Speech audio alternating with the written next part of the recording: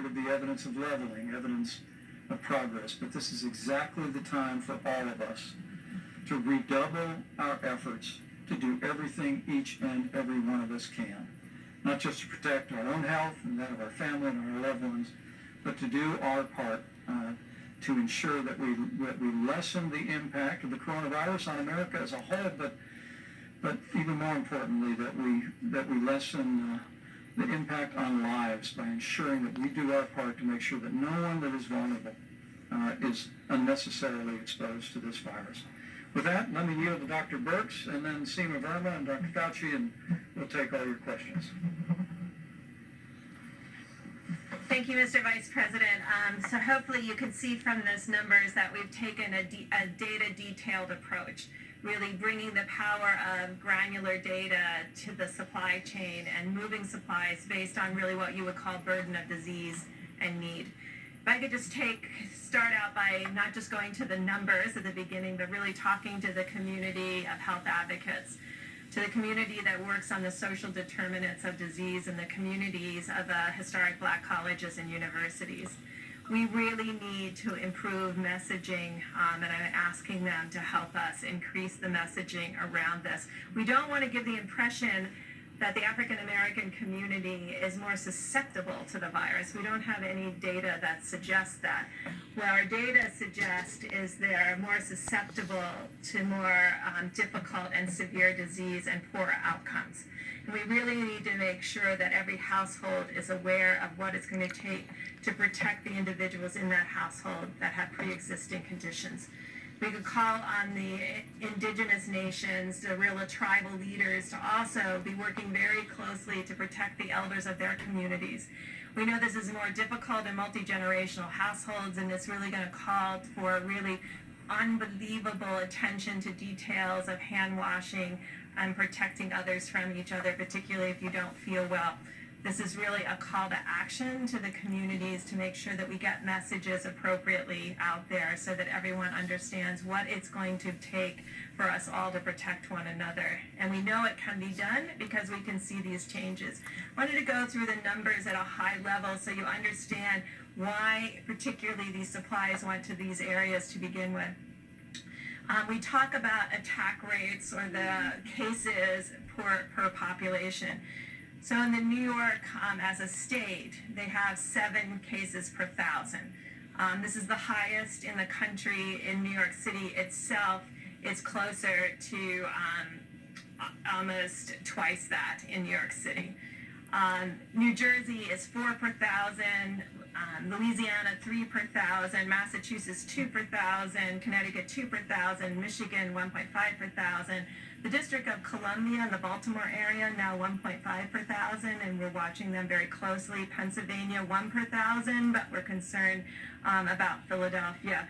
What is allowing us to move supplies based on burden of disease and need is the extraordinary West Coast that has had very low numbers, from Washington that was less than 1 per 1,000, California that is less than 0.5 per 1,000, and Oregon that's even less than that. And it's those states where there's large populations, because of the enormous work that they're doing to prevent expansion and spread of the virus.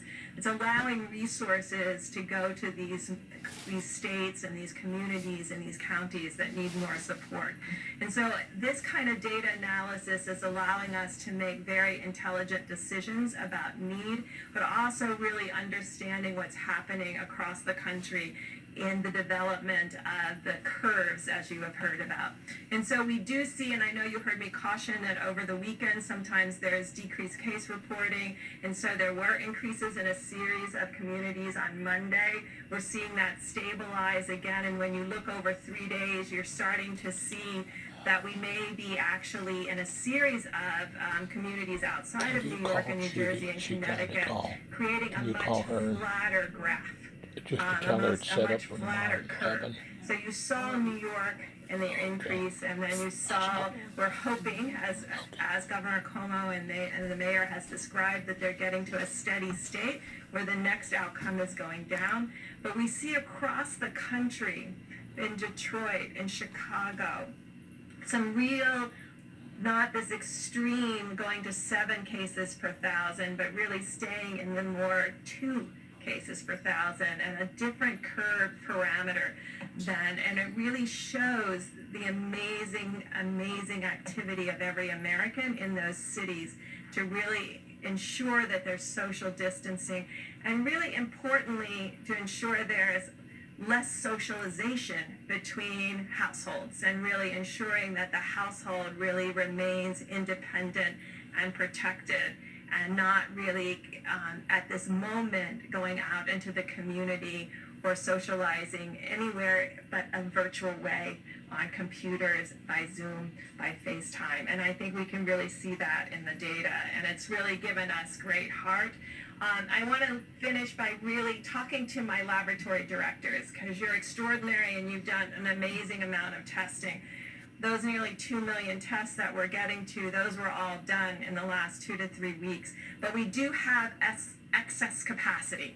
So if all the lab directors could look in their laboratories, if they have an Abbott M2000, if they could get that up and running, we could double the number of tests that we're doing per day. That is a high throughput. The machines are throughout the United States. There's hundreds of them.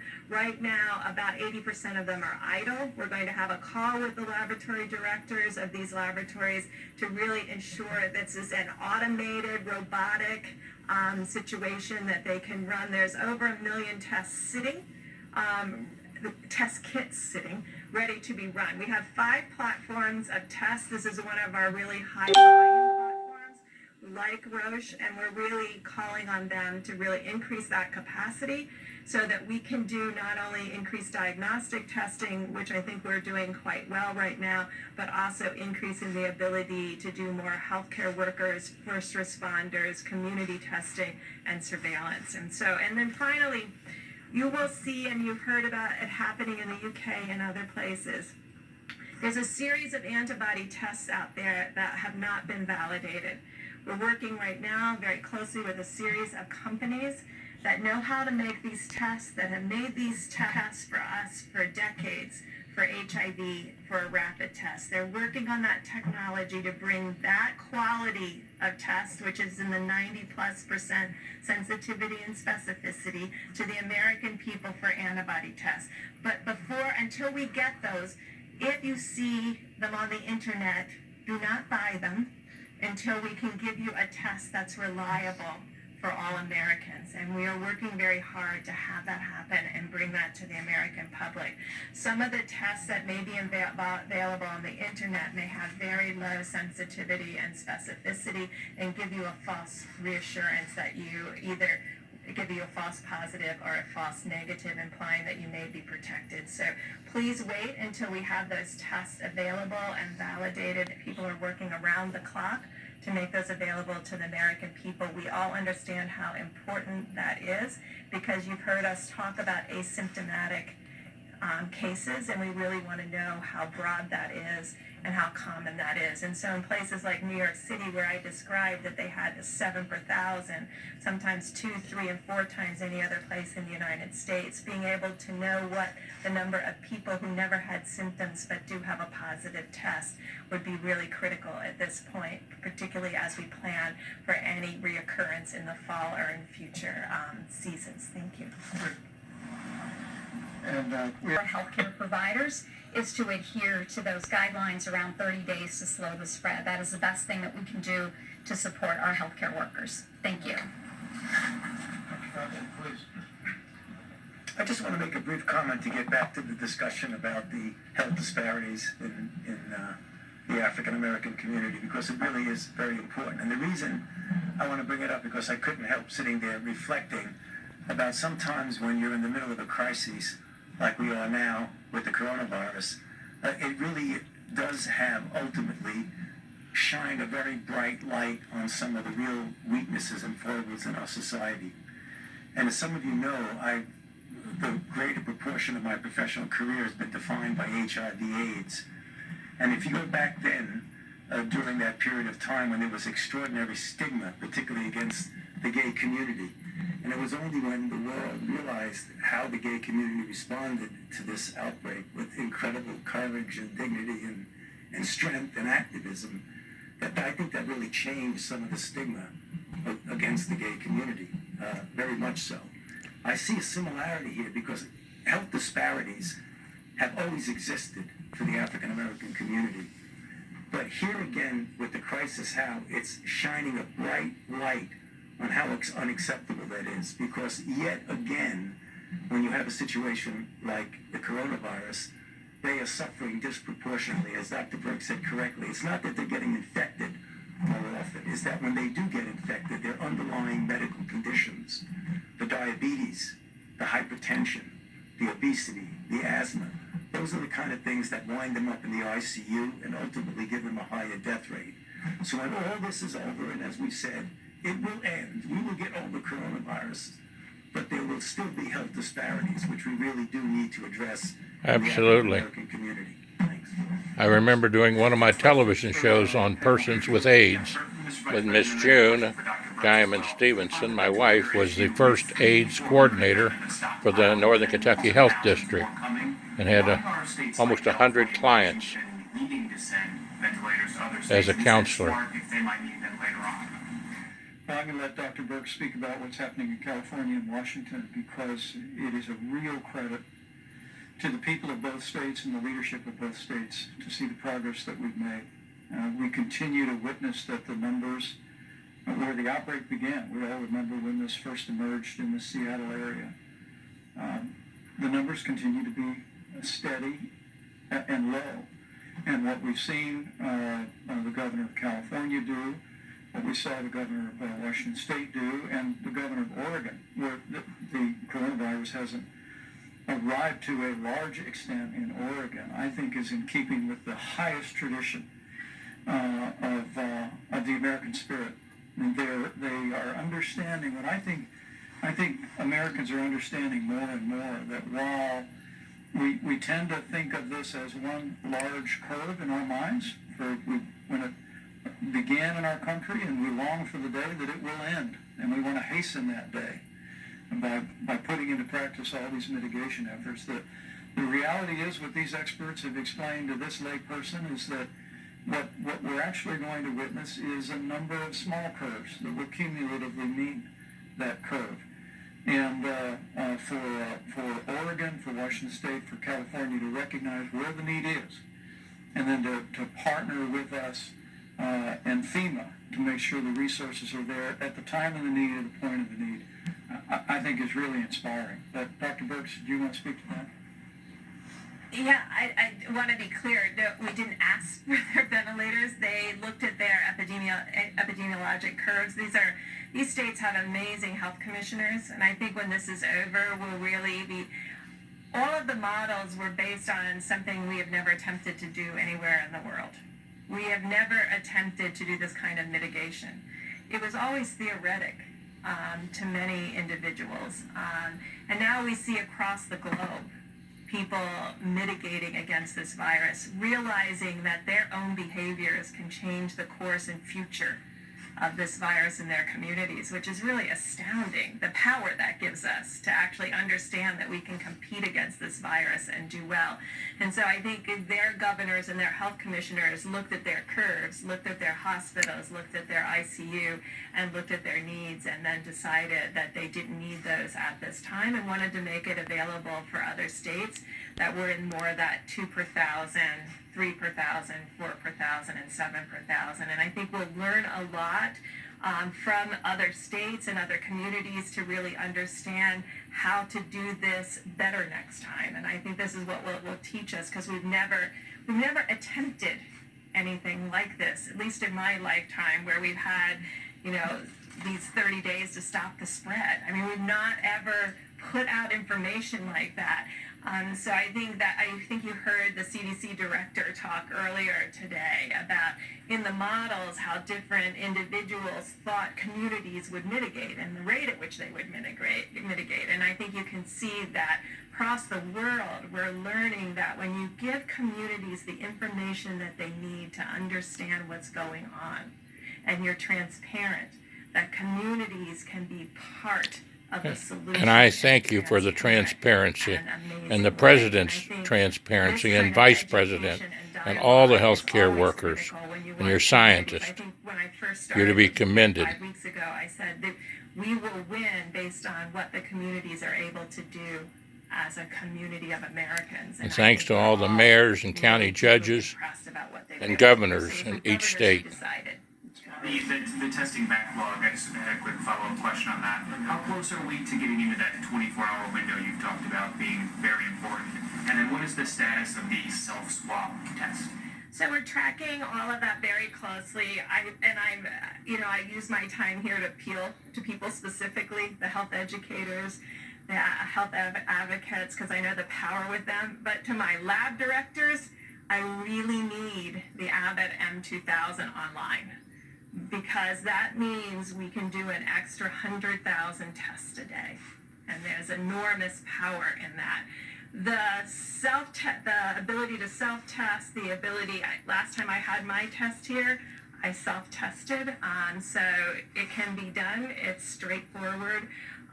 It works very well with that rapid 5-minute test.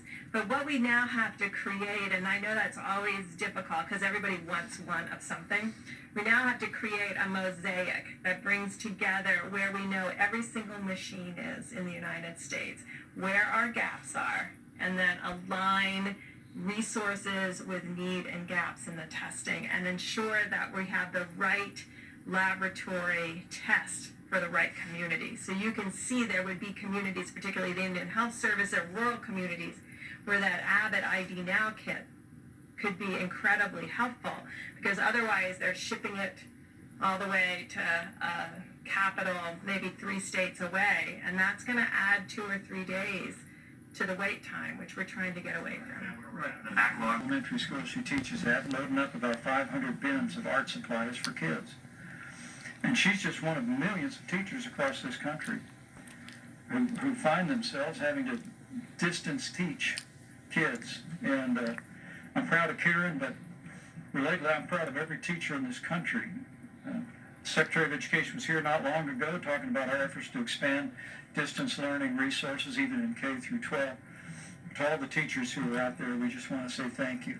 Thank you for what you're doing, for continuing learning even in this challenging time, and to all of the kids. Just because you're home doesn't mean you don't have to do your schoolwork. Keep it up, this make children that are in class. What I would tell you is I'll yield to the health experts, but that'll be part of what we're looking at in terms of guidance going forward, whether it be summer school or whether it be returning to school next fall. But the most important thing we can do is put this epidemic behind us as quickly as possible. My daughter is a school teacher, so she asked me the same question. It is unpredictable, but you can get a feel for if we start talking about the things where the curve goes down and we really have minimal, how we respond and what kind of a rebound we see or don't see, I think is going to have a lot of influence, probably more immediately on things like summer camps than it does in the fall. I fully expect, though I'm humble enough to know that I can't accurately predict, that by the time we get to the fall, that we will have this under control enough that it certainly will not be the way it is now, where people are shutting schools.